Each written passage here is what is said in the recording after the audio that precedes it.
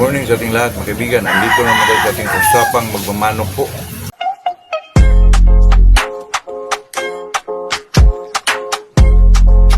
Ito sa ating pag-usapan ngayon, mga kaibigan, ay tungkol lang po dong pinag-usapan natin dati na yung Jerry Jenkins sa sweater po. Kasi yung Jerry Jenkins sa sweater, mga kaibigan, na ipamigay natin ng medyo parang pang sale, mga kaibigan, na medyo mura lang. At saka F1 yun ang imported, mga kaibigan, ay tuloy po kasi yung game farm na AGM game farm, mga kaibigan, ay naghanap talaga siya ng yung talagang breeder, mga kaibigan, na mag-alaga ng sisiw. Pinalitan na yung mga tauhan niya dati, mga kaibigan. Di naman tayo mabahala doon, may pira naman yun. At saka, mga kaibigan, tuloy daw. Mas medyo naganahan tayo, mga kaibigan, kasi marami na rin sa atin, nagsabi na kuha daw sila kasi gusto ko, mga kaibigan, na pareho tayo ng magiging broodstag, mga kaibigan, kasi yung Jerry Jenkins, palagi ko yung sinasabi, may bandira, may punga, pwede natin yan cross sa mga sweaters, mga kaibigan, katulad ng 5K, Golden Boy o mga Raptor. Talagang po, kasi typical yung pormahan niya, mga typical na sweater po, na maganda talaga, may bandira. Gusto ko rin talagang ganun, mga kaibigan, yung sweater natin, na pwede natin siya gamiting, po, parang line breed na lang, kaibigan, sa lahat ng sweater na mahawakan natin, kasi maganda, may bandira talaga. Pag sinasabi mong may white streamer, mga kaibigan, ay talagang sweater yan. Lalo na pag medyo basag dito, nako, mayroon nang sa atin, mga kaibigan, mayroon nang magbayad talaga na kung saka na pag medyo dumating na, kasi ayoko naman, mga kaibigan, na talagang pakawala natin na medyo hindi rin natin gusto, kasi gusto ko na pakawala natin mga Jenkins yung maganda talaga, mga kaibigan. Talagang dumaan sa ating yung ating standard, mga kaibigan, kasi sabi nung breeder na mura, totoo, mura, mga kaibigan, kasi alam naman natin na Jerry Jenkins ngayon, mga kaibigan, napakasikat po. Hindi ka makabili ng mga katulad ng mga presyuhan natin, mga kaibigan. Ngayon, 20K, 30K, totoo yan, mga kaibigan. Pero ito'y lang, parang pang giveaways, mga kaibigan. Hindi giveaways na walang bayad po. Meron, so alam niya, nagbablog tayo. Marami na tayong followers, mga kaibigan. Kaya medyo tayo, talagang nagtiwala sa atin, mga kaibigan, para din ma-commercialize yung farm niya. Kasi pandaming may imported niya, mga kaibigan, totoo yan. At saka itong nag-hire talaga siya ng tauhan, mga kaibigan, pero siguro ugos na yun, mga kaibigan, ugos na po. Maghintay lang kayo, mga kaibigan, ugos na po. Sa akin, so kung sino lang yung may gusto doon, at saka kung sino lang yung talaga magbayad po, yun lang naman talaga napaka-importante, mga kaibigan, kasi yung Jerry Jenkins po, talagang pwede natin gamitin kahit sa ang sweater po, ma-Golden Boy, ma-5K, ma-Raptor.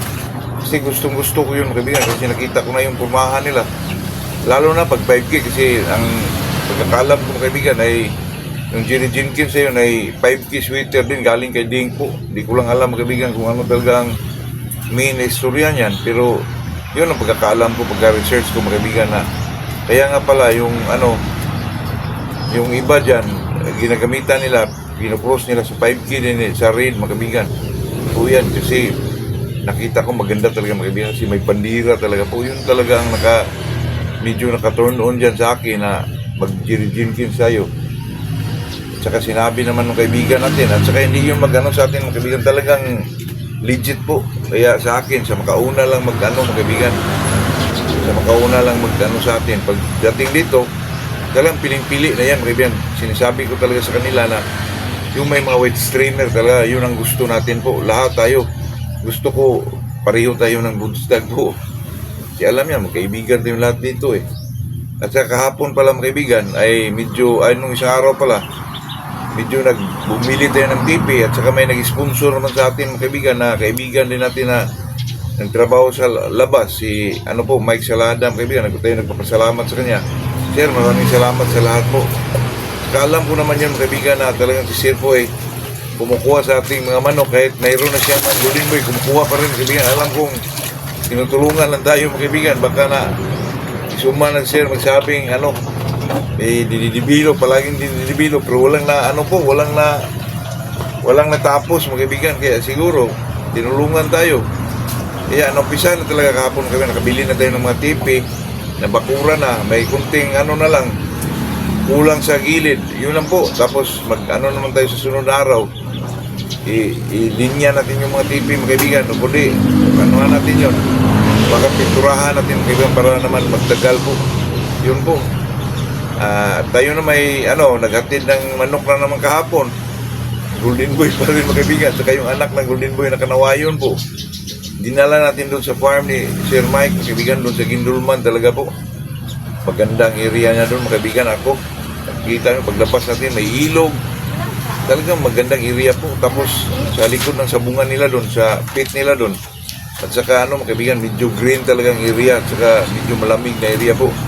Pag medyo anuhan na yun ng ma-arrange yung mga kaibigan ako, napakagandang area po. At saka damo talaga mga kaibigan. Green ang green at saka malamig na area mga kaibigan. Naingit po ako doon mga kaibigan. Kasi naman mga kaibigan, pag medyo gumawa tayo ng farm po, lalo na pag medyo mapuno yung kay Sir Mike, napakagandang area yung mga kaibigan. Arrangement lang kulang doon at saka mga facilities. Pero mayroon na mga kaibigan, mayroon na naman. At saka balak niyang maglagay ng pagalaan doon sa harapan po kasi malaking lugar pa yun mga kaibigan. At saka napakagandang area. Medyo sa akin naman mga kaibigan, pag medyo talagang balak nating magparami ng manok kasi medyo marami rin tayong mga followers po, marami na rin nag-appeal sa atin. Gusto ko maglikom ng marami kasi itong pahulugan mga kaibigan, pagdating sa dulo wala hong matira mga kaibigan, talagang ubos yung pira mo po. Kasi mabili mo rin ng mga pagkain, vitamins. Alangan naman hindi tayo bumili dyan. Kaya pandikom ako ng talagang medyo hindi naman marami para makabulto mga kaibigan. Baka makakuha naman tayo ng area na pagalaan ng masisiw po. Yun lang talaga ang hangad natin mga kaibigan. Kaya yun lang ang aming pasalamat kung tayo kay Sir Mike na palaging nag-appeal. Parang tinutulungan lang tayo mga kaibigan kasi naumay na siguro sa palaging pakinig sa atin na dinidevelop pero walang natapos po.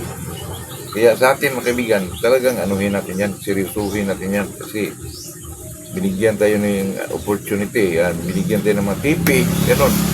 Malaking bagay po yun sa akin mga kaibigan. Salamat talaga tayo, may kaibigan din tayo na medyo nagbigay ng mga kaibigan, opportunity sa atin na medyo matapos talaga yung area natin doon.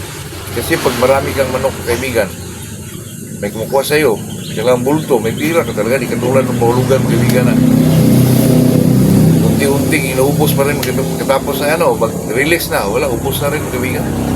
Totoo yan. Kasi yung sa ating pisyuhan po, napakababa po, napakamura mga kaibigan, totoo yan. Kaya mas maganda yung talaga yung pagkuha, bili para may matira naman sa iyo para pang maintenance sa ating area po. So yan mga kaibigan, ang tirada natin mga kaibigan sa early bird, mayroon tayong mag-process na dyan. Saka ipaban talaga natin para naman may magamit yung manok po. Pero may mga ibang mga yung mga natin, yung mga pampuro natin, meron pa rin mga kaibigan. Yung katulad ng Shilton, Golden Boy, saka pumpkin po.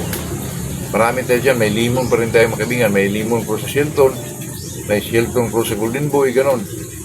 Saka siguro sa early bird mga kaibigan, baka gamitin to natin pumpkin to Shilton to bulik, ganon mga kaibigan, malaking manok na yun siguro. Hindi na yun medium mga kaibigan kasi ang daming sa akin mga kaibigan, ayaw na medium kasi medyo maliit daw.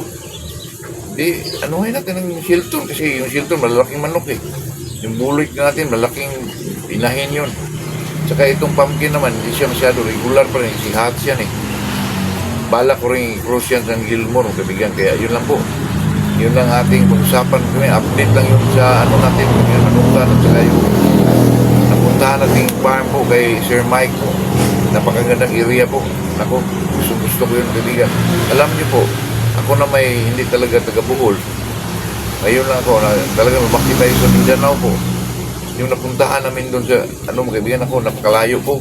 6 na lungsod siguro ang nadaanan namin mga kaibigan. Pero talagang na-enjoy din tayo kasi medyo ang daming mga mga beauty spot mga kaibigan na makita natin. Kahit doon lang sa area ni Sir Mike, paglabas mo, may ilog na napakaganda tingnan mo. Yun lang mga kaibigan, update lang tayo sa ating manukan. At saka sa ating kaibigan na si Sir Mike po sa kanyang napakagandang manukan, kaibigan. Siguro pagdating ng panahon ay talagang din yun, magandang area din yun, kaibigan. Bumibisita din tayo. Baka sa future, mga kaibigan, pag-video maganda na yung farm ni Sir Mike po para doon tayo mag-chicken talk, mga kaibigan. Yun lang po. Yun lang ating nasabi dyan. Good morning sa ating lahat po.